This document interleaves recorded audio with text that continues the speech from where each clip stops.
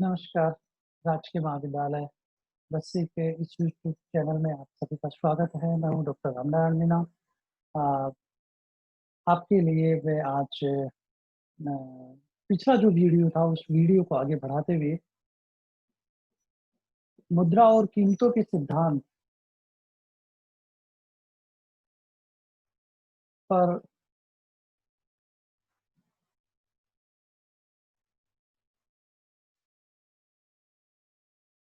Classical Cambridge विचारधारा का हमने विस्तृत रूप से विश्लेषण किया था।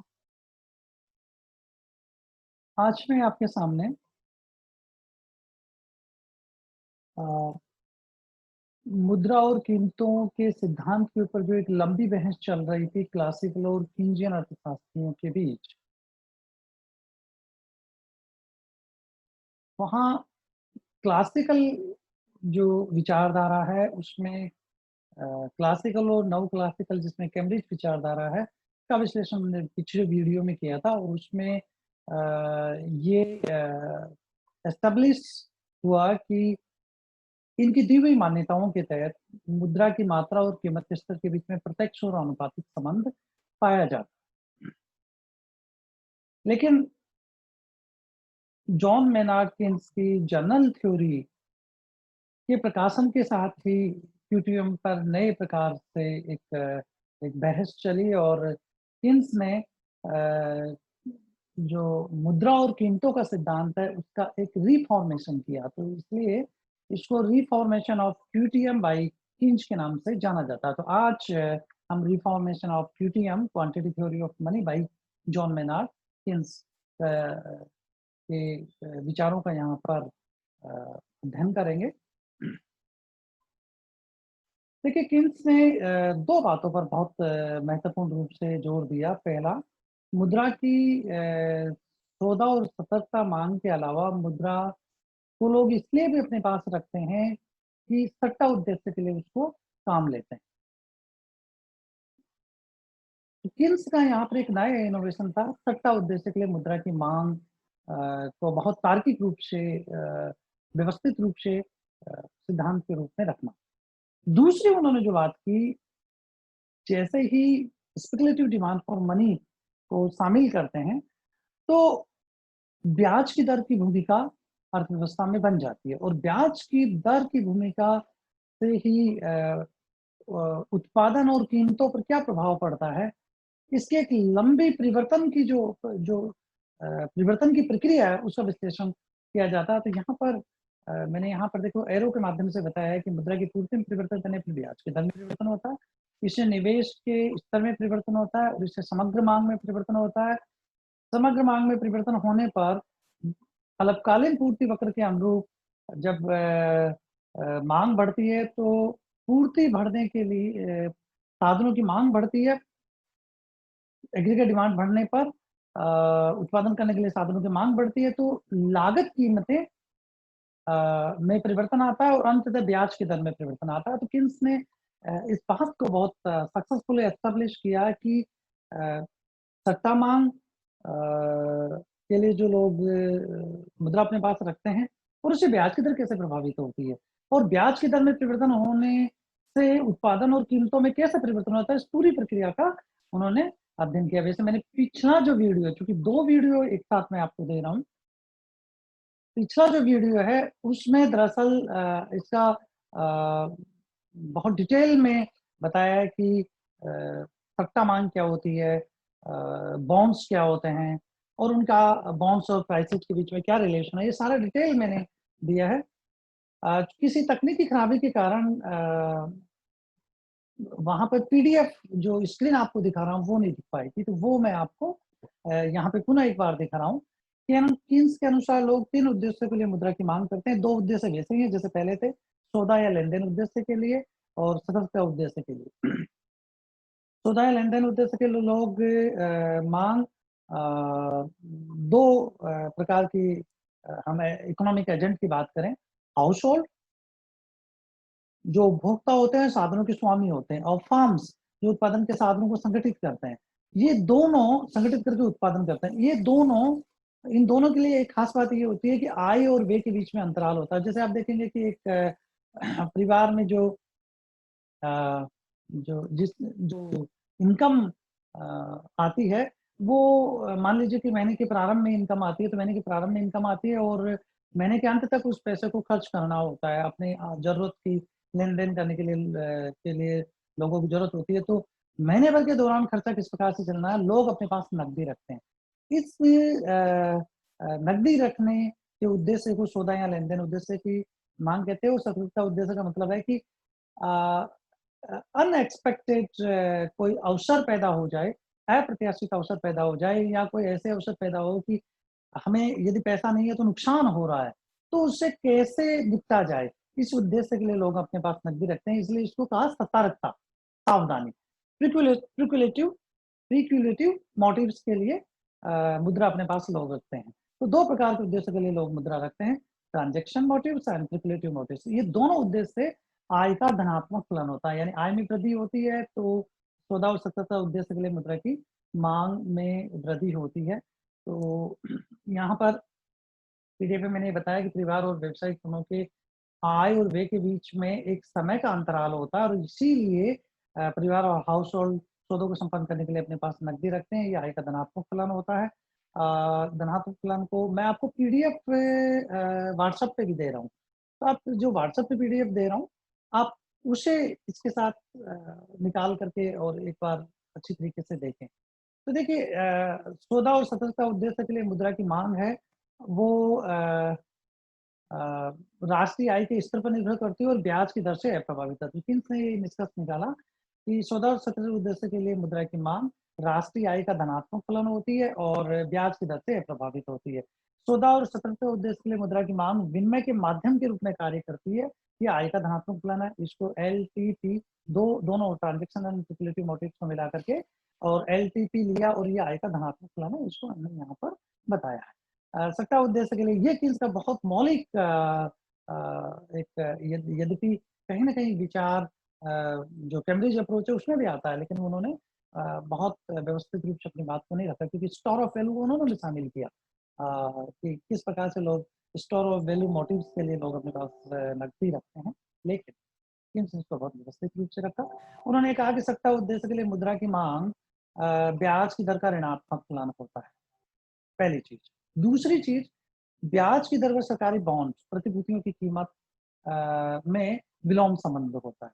अतः ब्याज की दर और सट्टा उद्देश्य के लिए मुद्रा की माँग के बीच में विपरीत संबंध होता है, तो हम इसको स्पेक्युलेटिव डिमांड को सिंबॉलिक रूप से एसपी तो liquidity demand for speculative demand for of liquidity तो ये ब्याज की दर का धनात्मक फलन है। यहाँ पर ये एलएसपी मुद्रा की सट्टा माँग और आर ब्याज की तरह इंडियन मॉडल में मुद्रा की कुल माँग एल इन दोनों तीनों उद्देश्यों के एक साथ रखते हैं। तो एल मुद्रा की कुल माँग L, LTP plus LSP. LTP सौदा और सट्टा उद्देश्य के लिए मुद्रा की माँग है और ये और दूसरा सट्टा उद्देश्य के लिए मुद्रा की माँग है। LTP is the function of national income और LSP is the function of rate of interest और ये मैंने आपको पूर्व बताया है कि आय का धनात्मक फलन होता है और सट्टा उद्देश्य के लिए मुद्रा की मांग ब्याज की दर का ऋणात्मक फलन होता है। तो दोनों उद्देश्यों को अब दोनों उद्देश्यों को यहाँ पर रखा है। अब इससे पूर्व मैंने ये पिछले वीडियो में बहुत डिटेल में बताया। यहाँ पर ये स्क्रीन के माध्यम से मैं आपको ये बता देना चाहता हूँ कि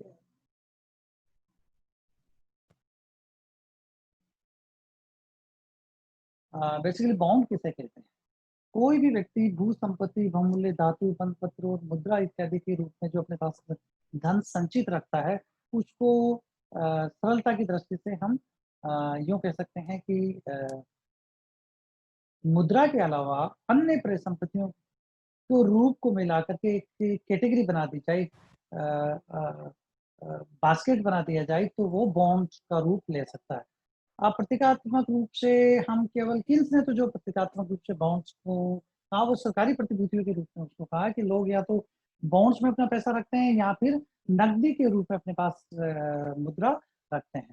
तो प्रतीकात्मक रूप से बॉन्ड है क्या? बॉन्ड पत्र ऐसे कागज है जो एक समावधि के उपरांत मतलब एक निश्चित समावधि के बाद में उस पे एक मौद्रिक आय प्रतिफल का वादा करते हैं। इसको कह सकते हैं कि सरकार अथवा फर्म जनता से पैसा उधार लेती है और उधार के लिए वो कागज़ के रूप में एक कागज़ पे एक प्रमाण पत्र देते हैं और इन प्रमाण पत्रों को बाज़ार में खरीदा-बेचा जा सकता है। तो बॉन्ड्स एक प्रकार का सरकार से, यदि मान लो कि सरकारी प्रतिभूतियों की बात करें, सरकार को जब-जब ज़रूरत होती है वो आरबीआई के माध्यम से यानी मौद्रिक अधिकारी के माध्यम से जनता से या फाइनेंशियल इंस्टीट्यूट से पैसा लेती है। और उसका एक अंकित मूल्य होता है, उसके ऊपर मूल्य छपा हुआ रहता है। जैसे ₹100 उसके ऊपर छपा हुआ है। अब ₹100 का है और बाज़ार में उसकी वैल्यू क्या है? जो बाज़ार में बिक लेन-देन हो रहा है, उसको मार्केट वैल्यू कहते हैं। तो यहाँ पर उसका एक अंकित मूल्य होता है और बाज़ार में सरकार उसको किस दर पर, क्योंकि बाज़ार में माँग और पूर्ति के द्वारा उसकी कीमत तय होती है, तो बेचती है और एक निश्चित प्रतिफल का वादा करती है।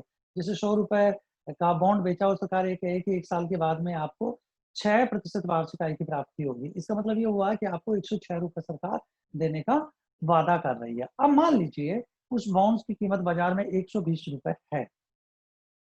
₹120 उसका मार्केट वैल्यू पे वो मिल रहा है, तो ब्याज की दर कितनी होगी?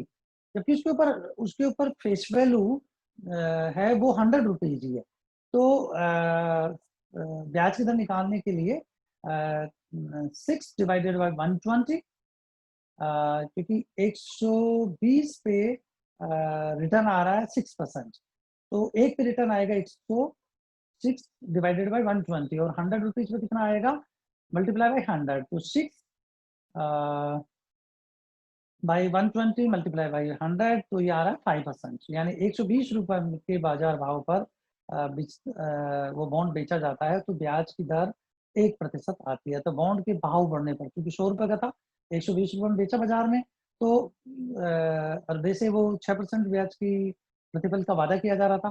तो यहाँ पर जब ₹100 कीमत थी तो 6% मिल रहा था, जब ₹120 कीमत है उसकी, तो वो 5% ब्याज की दर आ जाती है। इसका मतलब ये हुआ कि बॉन्ड के भाव बढ़ने से ब्याज की दर घटती है। यदि इसकी विपरीत बात करें, तो बॉन्ड की दर गिरने पर ब्याज की दर बढ़ जाती है। जैसे ₹80 में बेचा जाता है, तो ₹80 पर रिटर्न मिलता है 6%।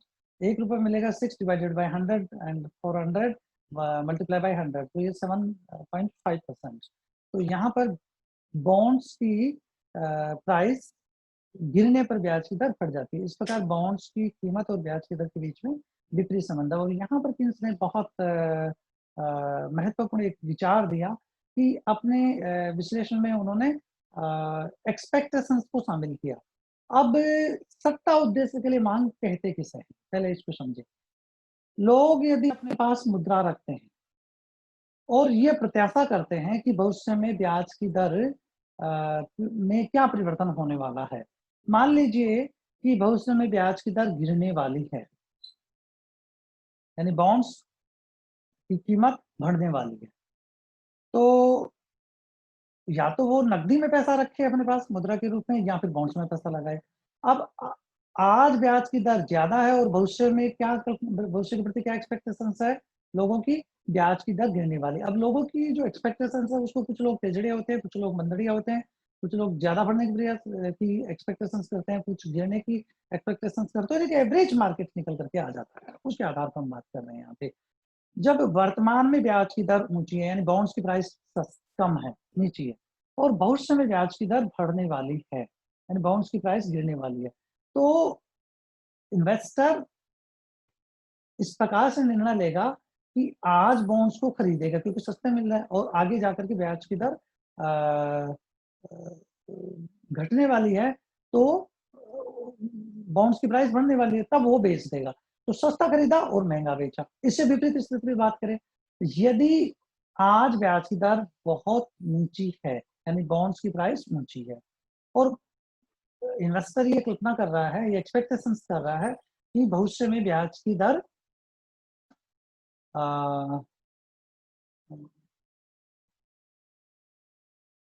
आज ब्याज की दर बहुत ऊँची है और भविष्य में गिरने वाली है। ये एक्सपेक्टेशंस है। तो यानी आज सस्ते हैं बॉन्ड, आज सस्ता बॉन्ड खरीदेगा और भविष्य में उसको जब उसके प्राइसेस बढ़ने वाले बॉन्ड के तब बेच देगा। तो सस्ता खरीद करके महँगा बेचे, तो क्या करना है उसको? बॉन्ड यदि सस्ते मिल रहे हैं आज और भविष्य में महँगे होने वाले हैं, तो वो अपने पास नकदी नहीं रखेगा, उस नकदी को इन्वेस्टर बॉन्ड्स में लगा देगा और बॉन्ड्स में लगा करके और एक प्रकार से कैपिटल गेन लेगा।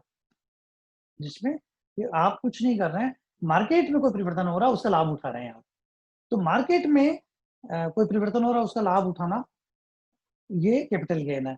और मार्केट में ऐसा होने वाला है कि हानि होने वाली है, तो हानि से कैसे बचे? इसलिए वो पैसा अपने पास हानि से बचने के लिए नकदी अपने पास रख लेगा और यहाँ पर ब्याज की दर और नकदी रखने, सट्टा उद्देश्य के लिए नकदी रखने के बीच में इनवर्स रिलेशन है और इनवर्स रिलेशंस को यूँ समझे कि ये अपने पास नकदी रखते हैं, तो इसका मतलब यदि वो बैंकों में जमा कराता तो ब्याज आय जो प्राप्त होती, अन्यथा में जो ब्याज आय प्राप्त होती, उससे वो वंचित हो रहा है।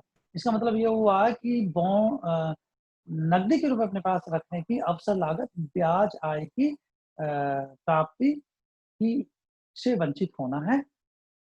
तो ब्याज की दर जब कम होती है, तो अपने पास नकदी रखने की लागत कम होती है। तो लोग क्या करेंगे? अपने पास नकदी रखना पसंद करेंगे कि ज़्यादा लागत तो आ नहीं रही है, बाज़ार में मार्केट में या बैंक में पैसा जमा कराते हैं तो बहुत ज़्यादा रिटर्न नहीं आ रहा, तो उससे अच्छा अपने पास पैसा जमा कराएँ।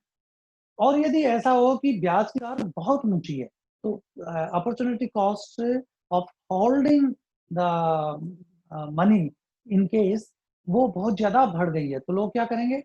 उसको अ, नकदी अपने पास नहीं रखेंगे और पैसा बॉन्ड्स में लगा देंगे। तो ये रिलेशन है ब्याज की दर और रेट ऑफ इंटरेस्ट के बीच में। यहाँ इसको ये बहुत सरल ढंग से बताया गया है कि जब ब्याज की दर बहुत ऊँची होती है, तो बॉन्ड्स की कीमत लो होती है। मतलब ये एक पॉइंट ऑफ ओरिजिन है, इसके वर्टिकल एक्स पर हमने ब्याज की दर लिया। दूसरी तरफ मान लो O dash point of origin है इसका, तो यहाँ पर प्राइस ऑफ बॉन्ड को ले लिया। अब ऊपर की तरफ प्राइस ऑफ बॉन्ड को लो मान लिया जाए, तो हाई रेट ऑफ इंटरेस्ट पर लो प्राइस ऑफ बॉन्ड है, लो रेट ऑफ इंटरेस्ट पर हाई प्राइस ऑफ बॉन्ड है। तो ये इनवर्स रिलेशन इनके बीच में है। ये मैंने पिछले जो वीडियो है उसमें बहुत डिटेल में बताया है। अब यहाँ पर हिंट्स जो अपनी बात रखना चाह रहे हैं, वो ये है कि किस प्रकार से यहाँ पर मुद्रा की कुल मांग 3 प्रकार की एलटीपी, एलएसपी, ये एलएसपी का कर्व है, ये एलटीपी का कर्व है जो वर्टिकल है पैरेलल टू वाई एक्स और रेट ऑफ इंटरेस्ट ब्याज की दर से अप्रभावित है। मुद्रा की सौदा और सस्ता उद्देश्य के लिए मांग ब्याज की दर से अप्रभावित है, राष्ट्रीय आय इस तरह से धनात्मक रूप से प्रभावित होती है। तो ये ब्याज की दर से अप्रभावित है, इसलिए वर्टिकल है। यहाँ पर देखें मुद्रा की एलएसपी लिक्विडिटी स्पेकुलेटिव डिमांड वो ब्याज की दर, जहाँ यहाँ ब्याज की दर है, ब्याज की दर और एलएसपी के बीच में इनवर्स रिलेशन, सट्टा उद्देश्य के लिए मुद्रा की मांग और ब्याज की दर के बीच में इनवर्स रिलेशन है। अब यदि मान लो यहाँ से इसको एलटीपी को भी शामिल कर लिया जाए तो तीनों एक साथ आ गए। यहाँ पर तीनों एक साथ बताया गया इस रेखा चित्र के तय भाग में, लेकिन यहाँ पर मनी सप्लाई को जोड़ दिया गया है कि मनी सप्लाई में परिवर्तन होने पर ब्याज की दर में क्या प्रभाव हो रहा है। ये देखा गया कि देखिए प्रारंभ में मनी सप्लाई ये एमएस 0 है, तो ब्याज की दर ये जो मैं एरो से बता रहा हूँ ये है। फिर मनी सप्लाई बढ़ने पर ब्याज की दर गिर रही है और फिर मनी सप्लाई बढ़ाने पर ब्याज की दर गिर रही है। एक स्तर की बात नहीं, जैसे इस पॉइंट पर जो डॉट डॉट डॉट से दर्शाया गया है, ब्याज की दर एक न्यूनतम स्तर पे आ जाती है, उसको minimum critical rate of interest कहते हैं। इससे नीचे ब्याज की दर नहीं जाएगी क्योंकि बैंकों में जमा या बॉन्ड्स को लेन-देन की लागत ही बहुत ज़्यादा आ जाती है, इसलिए ब्याज की दर इससे नीचे नहीं जाएगी। सारा पैसा जो मनी सप्लाई का होता है, वो लोग अपने पास नकदी के रूप में रख लेंगे क्योंकि नकदी में रखने की लागत अवसर लागत ब्याज आय के नुकसान की जो अवसर लागत है, वो बहुत कम होती है। तो इसके कारण सारा पैसा जो मनी सप्लाई की जाती है, वो नकदी के रूप में लोग अपने पास रख लेते हैं। अब यहाँ पर इस तीनों डायग्राम्स में मैंने आपको ये बताया। यहाँ पर देखिए कि जो सहभाग था उसी से हमने ये लिया है कि किस अनुसार मुद्रा की पूर्ति का प्रभाव उत्पादन, रोजगार और कीमतों पर किस प्रकार से पड़ता है। तो उन्होंने ये कहा कि मुद्रा की कुल मांग स्थिर रहने पर मनी सप्लाई में वृद्धि होने पर ब्याज की दर गिरती है, ब्याज की दर गिरने पर निवेश की लागत गिर जाती है। इसका मतलब ये हुआ कि कम ब्याज की दर पर, यानी फंड्स जो उधार इन्वेस्टर लेगा या अपने ही साधनों को लगाएगा, उसकी अवसर लागत कम होगी, ब्याज की न्यून दर पर इन्वेस्टमेंट ज्यादा होगा। इन्वेस्टमेंट होने पर, चूंकि इन्वेस्टमेंट एग्रीगेट डिमांड का कंपोनेंट है, C+I+G, I for investment, investment aggregate demand का हिस्सा है। इन्वेस्टमेंट में वृद्धि होने पर एग्रीगेट डिमांड बढ़ती है, एग्रीगेट डिमांड में बढ़ने पर राष्ट्रीय आय बढ़ेगी। और उसका कारण ये है कि जो एग्रीगेट डिमांड कर्व है वो राइट पार्ट शिफ्ट होता है। समग्र मांग और समग्र पूर्ति वक्र के कटाव से कीमत स्तर पर प्रभाव पड़ता है। और फिर अंततः साधनों की जो अल्पता या स्कैर्सिटी ऑफ रिसोर्स, इसके कारण कीमतें बढ़ती है। तो यहाँ पर जो उपयुक्त दोनों तीन जो मुद्रा की कुल मांग और उसके संबंध, उसके प्रभावित करने वाले संबंधों के बीच के रिलेशंस को बताया था, और मुद्रा की पूर्ति में परिवर्तन होने पर किस तरह से ब्याज की दर में परिवर्तन आता है। यहाँ पर पुनः एक बार ये बताया गया है कि जो स्पेकुलेटिव डिमांड है वो वक्र इस प्रकार का, स्पेकुलेटिव डिमांड कर्व ऊपर राइट से नीचे डाउनवर्ड आ रहा है, और ये राइट की तरफ डाउनवर्ड हो रहा है, ऊपर नीचे से ऊपर बाएं से नीचे दाईं तरफ बढ़ता हुआ है। ये ब्याज की दर और मुद्रा की सट्टा मांग के बीच के रिलेशंस को दर्शाता है। ये मुद्रा की पूर्ति ये एरो से दिखाया जा रहा है, ये है प्रारंभ में, तो ब्याज की दर R0 है। मुद्रा की पूर्ति डॉट डॉट डॉट से वृद्धि को शो किया जा रहा है, तो ब्याज की दर गिर जाती है। तो मुद्रा की पूर्ति में वृद्धि होने पर ब्याज की दर गिरती है, और ब्याज की दर गिरने पर सट्टा उद्देश्य के लिए मुद्रा मांग में वृद्धि होती है। ब्याज की दर गिरने से इन्वेस्टमेंट पे क्या प्रभाव पड़ता है, क्योंकि investment margin and efficiency to capital और टू इन्वेस्टमेंट, यानी MEI कह दो इसको, निवेश की सीमांत दक्षता पर निर्भर करता है। निवेश की सीमांत दक्षता और ब्याज की दर के बीच में निर्णय लिया जाता है कि कितना निवेश अर्थव्यवस्था में किया जाना है। तो यदि इन दोनों को देखें तो मान लो R0 और I0 का पॉइंट ए बनता है ये, तो ये ए मान लीजिए कि ए पॉइंट है, ये ए पॉइंट एक प्रकार का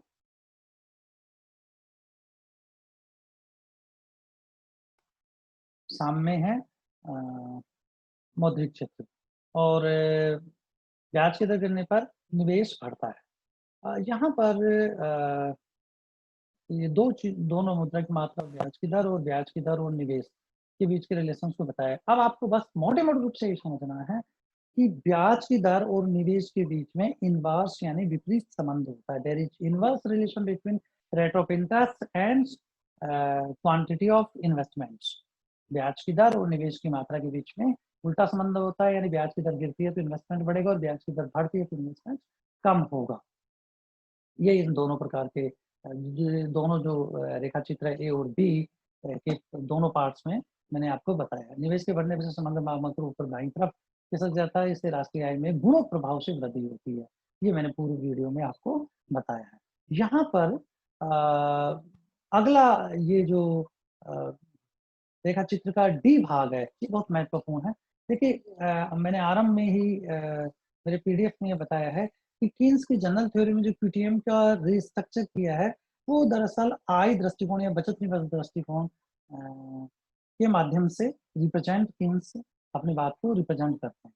यदि हम इसको आय दृष्टिकोण में समग्र मांग और समग्र पूर्ति के माध्यम से देखें, तो दोनों डायग्राम समग्र मांग और समग्र पूर्ति को ही बताते हैं। यहाँ पर 45 लाइन के माध्यम से दिखाया गया है। देखिए ये 90 डिग्री का कोण है, इस 90 डिग्री के कोण को यदि दो भागों में बांटा जाए तो ये 45 डिग्री हो जाती है। इसको 45 लाइन कहते हैं, जहाँ पर 45 लाइन के प्रत्येक बिंदु पर कुल जो आय है वो समग्र मांग यानी कुल मांग के बराबर होती है। यानी किसी का व्यय, aggregate expenditure of someone is the income of someone, यानी समग्र मांग के बराबर समग्र आय होती है। अब एग्रीगेट डिमांड का जो ये फलाना C+I+G वो AE0 है।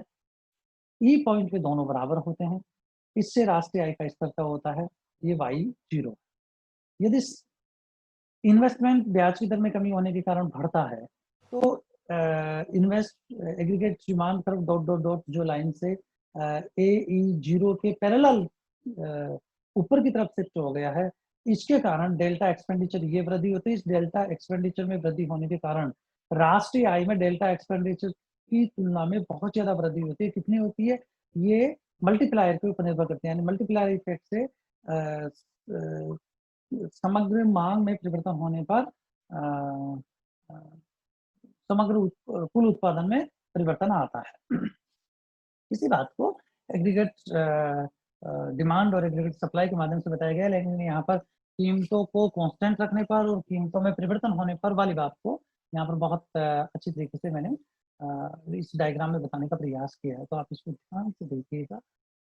यहाँ पर जो ये पॉइंट ऑफ ओरिजिन है उससे एक ये बढ़ती हुई जो लाइन है इसको शॉर्ट रन सप्लाई कर्व यानी अल्पकालीन पूर्ति वक्र कहते हैं। ये सीमांत लागत को दर्शाता है। ये सीमांत लागत वस्तुतः पूर्ण प्रतियोगिता के अंतर्गत एक प्रकार से फार्म का पूर्ति वक्र होता है। ये तो ये एक प्रकार से अल्पकालीन पूर्ति वक्र है फार्म का।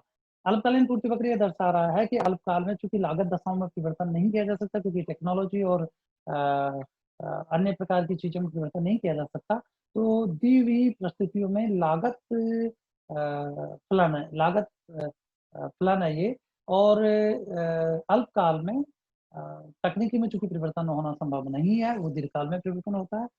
तो समग्र पूर्ति वक्र ऊपर की तरफ बढ़ता हुआ है। इसका मतलब जैसे जैसे उत्पादन का स्तर बढ़ाना चाहते हैं तो लागतें बढ़ती है और लागतें बढ़ने के कारण कीमतें बढ़ती है।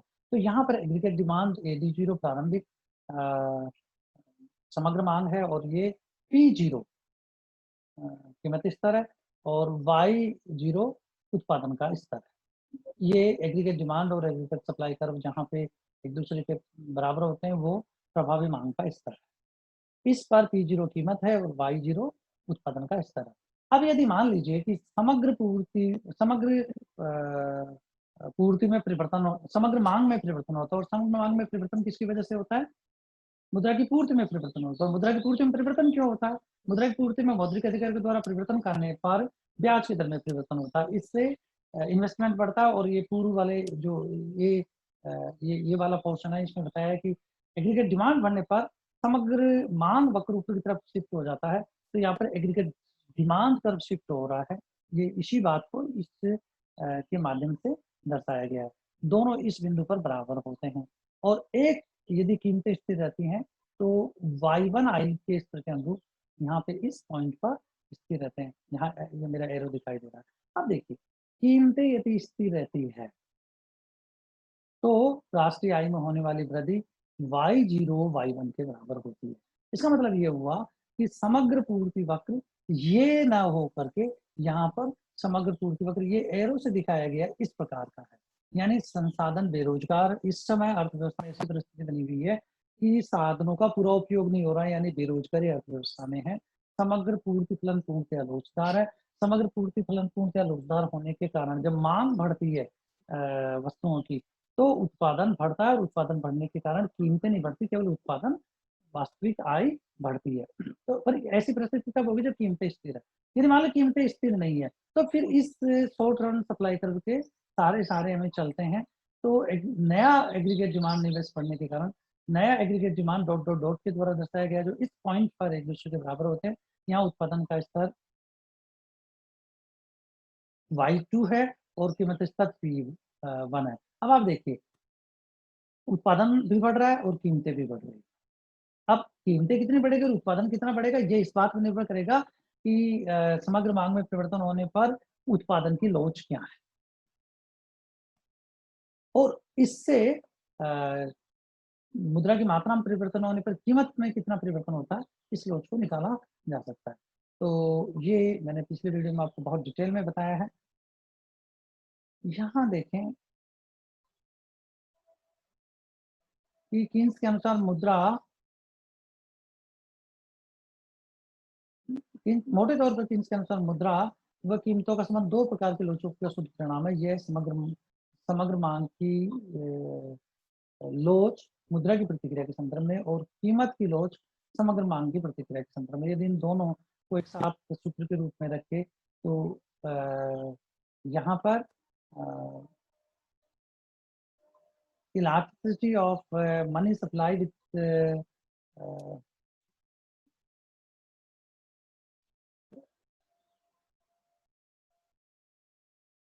respect to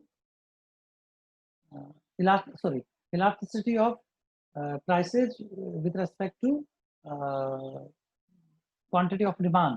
तो मुद्रा की मात्रा में परिवर्तन होने पर या आंशिक अवकलन मुद्रा की मात्रा में परिवर्तन होने पर समग्र मांग में जो परिवर्तन होगा और ये